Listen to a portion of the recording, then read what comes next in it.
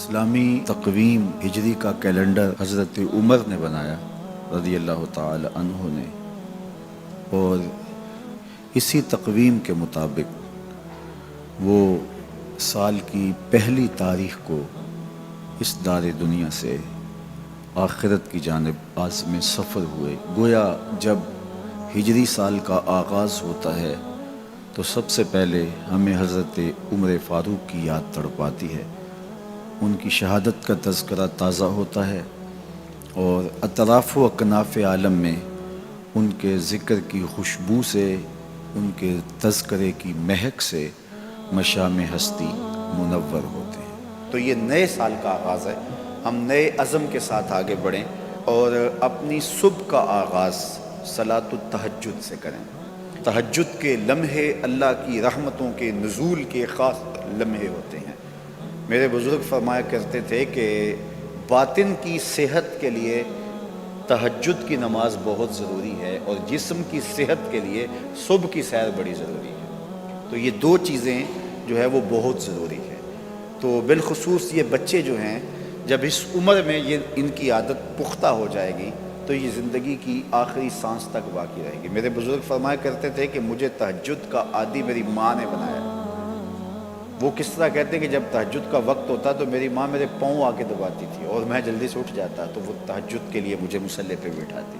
اس کے بعد نماز فجر ادا کیجئے، اور سورۃ یاسین جو شخص اپنے دن کا آغاز سورہ یاسین سے کرتا ہے، سارا دن اس کی حفاظت ہوتی ہے، شیاطین سے، شریروں سے، شر سے، گناہوں سے اور بہت سارے معاملات سے، اور نادیدہ حملوں سے، بہت کچھ چیزوں سے اللہ تعالیٰ اس کو محفوظ رکھتا ہے۔ تو سارے سورہ یاسین کی تلاوت اپنے معمولات میں شامل کر لیں۔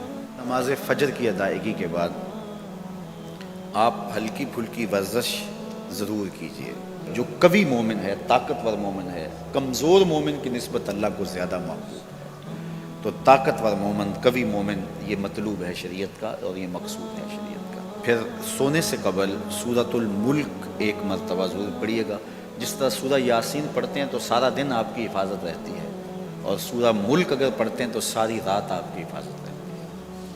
اور سورہ واقعہ ایک مرتبہ یہ زندگی میں معمول بنا لیں، کیونکہ ہمارے جو معاشی مسائل ہیں اس کا بہترین روحانی حل سورہ الواقعہ ہے۔ سورہ الواقعہ کی تلاوت کرنے والا کبھی بھی کنگال نہیں رہتا۔ میں جب بھی اللہ کی توفیق سے یہ محسوس کرتا ہوں کہ ادارے کو وسائل کی ضرورت ہے تو سورہ واقعہ کو زیادہ پڑھنا شروع کر دیتا ہوں، تو اللہ خزانہ غیب سے مدد فرما دیتا ہے۔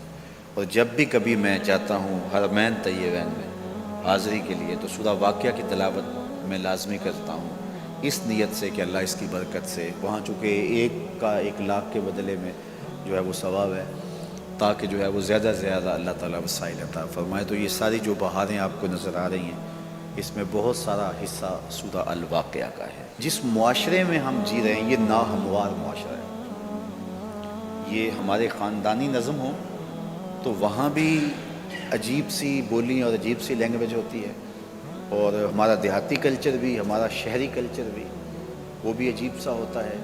اسی طرح جو ہے وہ یہ ہمارے مدارس کی، مساجد کی دنیا بھی، یہ بھی ایک الگ کائنات ہوتی ہے۔ تو اس میں بھی مخصوص ایک طریقہ کار ہے اپنے مد مخالف کے لیے اور اپنے مد مقابل کے لیے۔ تو اس سے ہٹ کر کے جو ہے وہ جو شریعت کا مقصود ہے اس کے مطابق ہم نے اپنے قول و عمل